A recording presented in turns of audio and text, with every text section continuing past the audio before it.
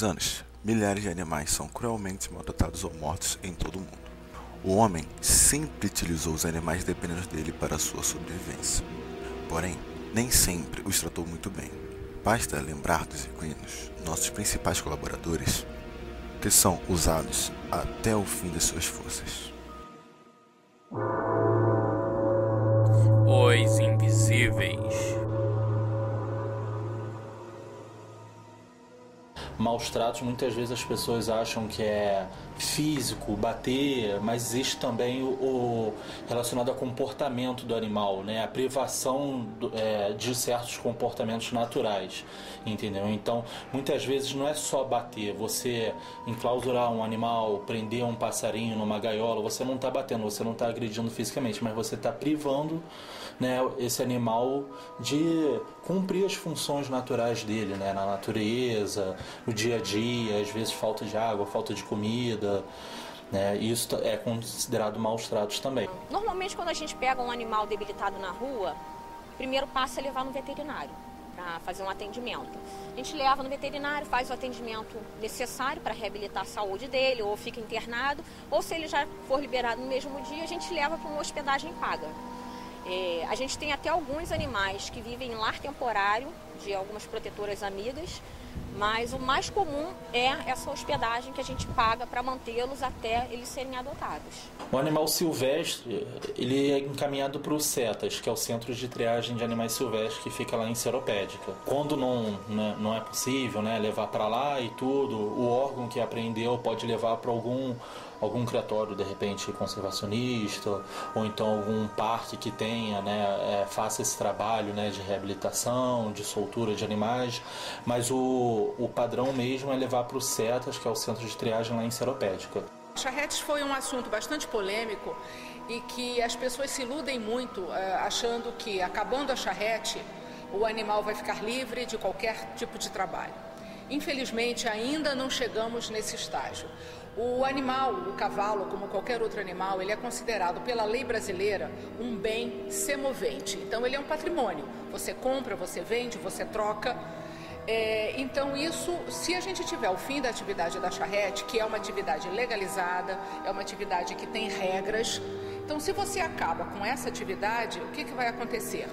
O dono do animal, não podendo mais usá-lo para ganhar dinheiro, ele vai vender esse animal. E aí esse animal vai continuar trabalhando em outra atividade e que já será uma atividade que não vai ter nenhuma regra, não vai ter uma jornada de trabalho pré-estabelecida, não vai ter um limite de carga e principalmente nós não vamos saber quem é o dono, quem será o seu dono. Hoje nas charretes todos os animais são microchipados. Então, se esse animal for encontrado em situação de abandono na rua, nós teremos condições de identificar o dono e processá-lo na justiça. Eu acho que a gente precisa enxergar os animais não como um brinquedo que quando a gente cansa a gente joga fora. A gente tem que entender como um ser vivo com o qual se criou um laço, uma dependência e que você é responsável por ela, né? Grosso modo as pessoas dizem que se hoje em dia abandonam crianças, né, quiçá animais. Eu acho que nenhum nem outro tem que ser abandonado. Porque todos são seres vivos e merecem mínimo de dignidade. E já que nós, né, um dia nos responsabilizamos por esses animais, a gente tem que dar essa dignidade a eles. Quase sempre é um animal de estimação, tem uma criança que gosta, tem sempre uma pessoa que vai sofrer com a perda desse animal. Porque a gente que mora em comunidade, geralmente as pessoas têm muitos animais e não cuidam devidamente.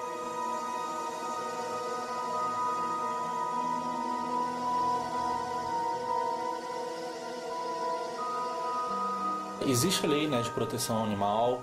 Em primeiro lugar, é ligar para a polícia, né, porque a lei ela tem que ser cumprida. Então, você pode pedir ajuda à polícia para fazer cumprir a lei na hora que você está vendo ali.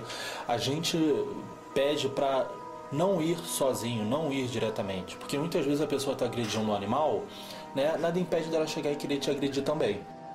Bom, hoje as leis ainda são muito mansas com relação aos animais, porque a pena que é de de 1 ano a 1 ano e meio, ela prevê a transação penal. A transação penal é você ter o direito de pagar cestas básicas, que são determinadas pelo juiz, a quantidade de cestas básicas, mas que hoje já tem uma discussão no Senado e na Câmara Federal para que se aumentem essas penas e que efetivamente dê prisão para quem maltratar os animais.